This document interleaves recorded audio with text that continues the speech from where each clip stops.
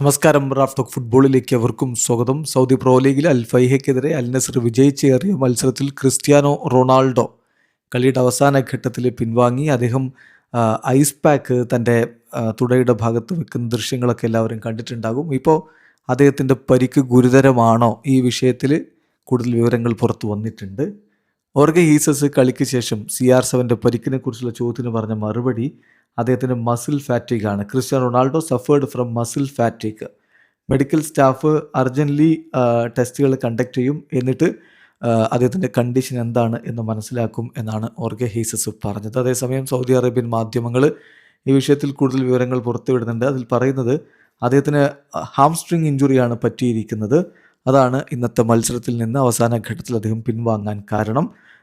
രണ്ട് സെനാരിയോസ് ഉണ്ട്.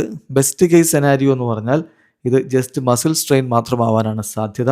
3 മുതൽ 5 ദിവസം വരെയുള്ള സമയം കൊണ്ട് അദ്ദേഹം റിക്കവേർഡായി വരാം. ഇനി അതല്ല, വേഴ്സ്റ്റ് കേസ് സെനാരിയോ ആണ് വരുന്നതെങ്കിൽ ഒരു മസിൽ ടിയറിനുള്ള സാധ്യതയുമുണ്ട്. അങ്ങനെ വന്നാൽ 10 മുതൽ 14 ദിവസം വരെ 2 ആഴ്ചക്കാലം അദ്ദേഹം കൂടുതൽ എടുത്തേക്കാം റിക്കവറിക്ക്.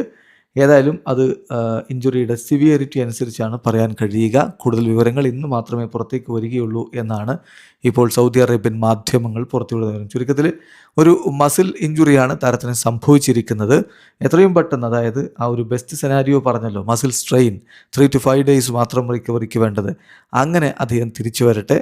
തീർച്ചയായിട്ടും 41കാരനായിട്ടുള്ള താരം അൽ നസറിൻ്റെ മുന്നോട്ട് പോക്കിന് വളരെ പ്രധാനപ്പെട്ട ചാലക ശക്തിയാണ്. നിലവിൽ വളരെ ടൈറ്റായിട്ടാണ് സൗദി അറേബ്യയിൽ പ്രോ ലീഗ് മുന്നോട്ട് പോയിക്കൊണ്ടിരിക്കുന്നത്. CR7 കളിക്കാതെ പുറത്തിരിക്കുന്നത്. അങ്ങനെ ഒരു സ്ഥിതി സംജാതമായാൽ അത് അൽ നസറിന് വലിയ തിരിച്ചടിയായിരിക്കും. വീഡിയോ അവസാനിക്കുന്നു.